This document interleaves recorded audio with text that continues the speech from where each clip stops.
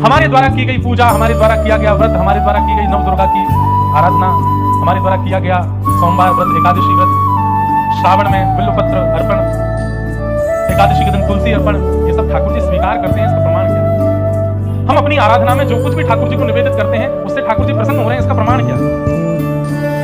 कई लोग हैं अनेक नियम करते हैं, कोई गिरिराज की परिक्रमा का नियम लिया हुआ है, कोई जगन्नाथपुरी जाने का नियम लिया है, किसी ने महाप्रसाद नित्यपान करने का नियम लिया है, किसी ने एकादशी का नियम लिया है, किसी ने ठाकुर जी की सेवा के प्रारूप में गरीबों की सेवा, कन्याओं के विवाह आदि आदि सब सेवा क्रम करते हैं। पर इन सब से ठाकुर जी प्रसन्न होते हैं, इसका प्रमाण है?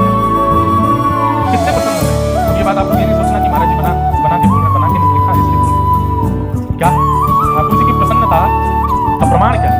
आपकी सेवा से ठाकुर जी प्रसन्न होते हैं। तब कहते हैं कहीं सत्संग चल रहा हो, कहीं कथा चल रही हो, कहीं कोई वैष्णव जन बैठ करके कीर्तन कथा का गान कर रहे हो और आप एक क्षण के लिए रुके और वहां बैठ करके उस कथा कीर्तन को सुनने लगे और सुनते सुनते सुनते सुनते कब पूरा समय निकल गया आपको पता ही नहीं चला। इतनी इच्छा और इतनी रुचि भरी उस कीर्तन कथा में कि कब समय निकला पता ही नहीं चला। आपको अपने शरीर का भी भान नहीं हुआ, दर्द का भी भान नहीं हुआ, भूख प्यास भी नहीं लगी, बस कथा में रम गए। समझ जाओ ये प्रमाण है कि आपकी सेवा से ठाकुर जी प्रसन्न है।